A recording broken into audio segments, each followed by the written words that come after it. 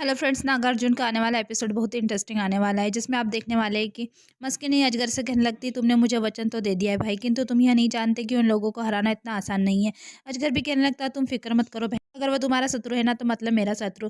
मस्किनी भी कहने लगती है, मस्किनी इतनी कमजोर नहीं है भाई कि अपने शत्रु को हराने के लिए उसे तुम्हारी जरूरत पड़े, लेकिन वह दोनों साधारण मानव नहीं है। एक नागलोक का सेनापति है महाबली अस्तिका, और दूसरा उसका पुत्र महाबली अर्धनाग अर्धमानव अर्जुन। वह दोनों बहुत ही शक्तिशाली है। अस्तिका एक बार मुझे हरा चुका है। हज़ारों सालों तक उसने मुझे पत्थर बना कर रखा था। अजगर कहने लगता है, आप चिंता मत कीजिए, आपका ये भाई अजगर दोनों के साथ युद्ध करने के लिए पूरी तरह से तैयार है। पहले तो मैं उसे और मारूँगा और फिर निगल जाऊँगा। मस्किनी कहने लगती है, अर्जुन को कमज़ोर समझने की भूल मत समझना, वो बहुत ही शक्तिशाली है। कैसे मैं भूल सकती हूँ कि उसने सबके सामने मुझे अपमानित किया था, और जब तक मैं उसे पराजित नहीं कर देती ना, मुझे शांति नहीं मिलेगी।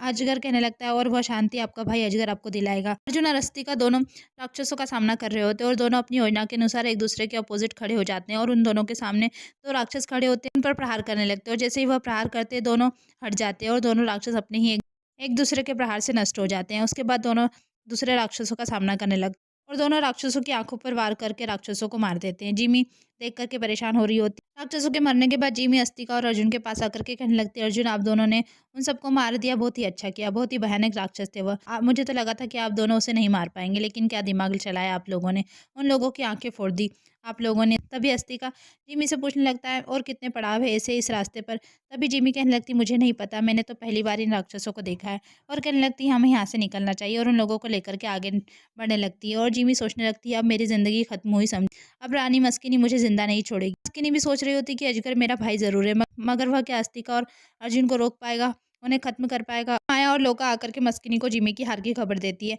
मस्किनी कहने लगती है, वह मेरा सबसे शक्तिशाली दानव था, और अस्तिका और अर्जुन ने उसे मार दिया। जिमी अपने काम में नाकामयाब रही, इसकी सजा उसे जरूर मिलेगी। और अपना हाथ आगे बढ़ा, तभी उसके हाथों में एक कठपुतली आ जाती है, और कहने लगती, मस्किनी लोक में रहने वाले सभी जीवों की ज़िंदगी मेरे हाथों में, और जिमी मैं जब चाहूँ ना तुम्हारी गर्दन मरोड़ सकती है। और उस गुड़िया की गर्दन दबाने लगती है। गर्दन दबाते ही उधर जिमी की गर्दन दबने लगती है। जिमी को एहसास होता है कि उसकी गर्दन कोई दबा रहा है, और वह उसका दम घुटने लगता है। वो परेशान होने लगती है, और परेशान होकर के नीचे गिर जाती है। अर्जुन कहने लगता है, क्या हुआ जिमी? अस्तिका बताता है कि ऐसा लग रहा है कि जैसे कोई मायावी शक्ति से मार रही है।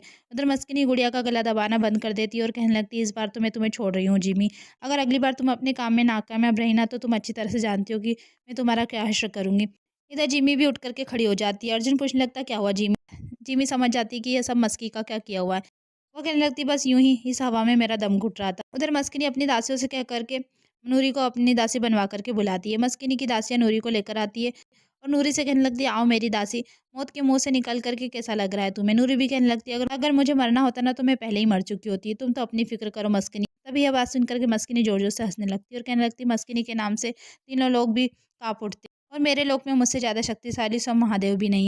नूरी कहने लगती, तुम बहुत घमंडी हो, इस दुनिया में घमंडी लोगों के लिए कोई जगह नहीं होती, तुम्हें तो पता ही होगा ना। तभी मस्किनी कहने लगती, अभी मैं तुम्हारा घमंड तोड़ती हूँ। अर्जुन की पत्नी तुम मेरी दासी बनोगी। और अपनी दासी से कहने लगती है, इसे दासी बनने का काम दो। नूरी मना करने लगती, तभी मस्किनी कहती है, अगर तुम नहीं करोगी ना तो मैं तुम्हारे ससुर से काम करवाऊंगी। यह सुनकर के नूरी कहने लगती, तुम ऐसा मत करना प्लीज़, तुम जैसा कहोगी ना मैं वैसा ही करूँगी। मस्किनी कहने लगती, तो ठीक है, मुझे झुक करके प्रणाम करो। नूरी ना चाहते हुए भी यह सब कर रही होती है, और कहने लगती, मस्किनी महारानी की जय हो। मस्किनी भी जानबूझ करके कहने लगती, ठीक से कहो, मैंने सुना नहीं। नूरी जोर से चिल्ला करके कहने लगती, महारानी मस्किनी की जय हो। तभी मस्किनी की दासी नूरी के हाथ में सफाई करने के लिए उसे कपड़ा देती थी। नूरी कपड़ा लेकर के मस्किनी की कुर्सी साफ करने लगती है। तभी वहाँ पर अजगर आ जाता है, और यह देख करके कहने लगता है, यह क्या मेरी प्यारी बहना, इतनी खूबसूरत नारी पर इतना बड़ा अत्याचार, आपने इसे कैसे अपनी दासी बना लिया है? नूरी कहने लगती, मैं कोई दासी नहीं हूँ, नागार्जुन की पत्नी हूँ। अजगर मस्किनी से कहने लगता है, बहन मुझे इसे सौंप दो, इसके साथ कैसा व्यवहार करना है ना मैं अच्छी तरह से जानता हूँ।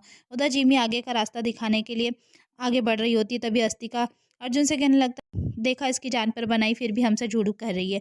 अर्जुन भी कहने लगता, तो कोई इसे मारना चाहता था पिताजी, क्योंकि शायद ये हमारी मदद कर रही है। अस्तिका कहने लगता, नहीं शायद इसलिए भी कहीं हम अभी तक जिंदा है इसलिए। अर्जुन भी कहने लगता है, जो भी हो पिताजी, मगर इसके अलावा हमारे पास कोई रास्ता नहीं है इस पर विश्वास करने के अलावा। अस्तिका कहने लगता, तो ठीक है, हम इसके बताए रास्ते पर ही चलते हैं, मगर हमें बहुत सावधान रहना होगा। सभी आगे चलते हुए एक तूफान आने लगता है।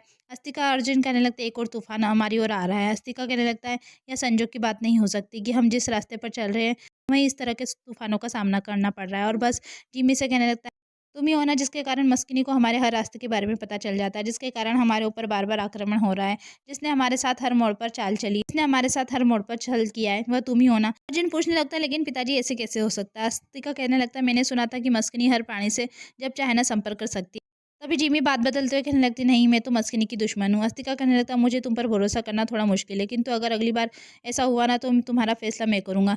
जिमी सोचने लगती, अस्तिका के मन से शक दूर करने के लिए मुझे कुछ करना होगा, वरना मेरी मौत तय है। उधर नूरी को अजगर परेशान करने लगता है। नूरी कहने लगती, तुम चले जाओ यहाँ से, मुझे परेशान मत करो।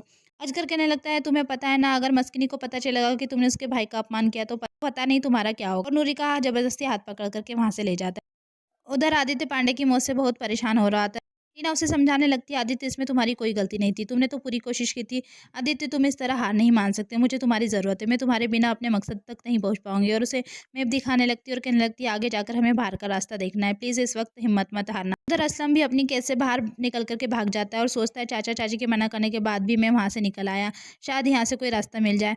यह सब करना बहुत ज़रूरी था। उधर अजगर नूरी के साथ ज़बरदस्ती करने लगता है, तभी असलम अजगर को उसके साथ ज़बरदस्ती करते हुए देख लेता है और उसके पीछे से जाकर के गला दबा देता है और कहने लगता है, नूरी को छोड़ दो। तभी अजगर असलम का गला दबाने लगता है। नूरी कहने लगती है, असलम को छोड़ दो प्लीज़, असलम को छोड़ दो। उधर अर्जुन और अस्तिका के सामने भी एक बड़ा सा राक्षस आकाश में आकर के खड़ा हो जाता है और जोर जोर से हंसने लगता है।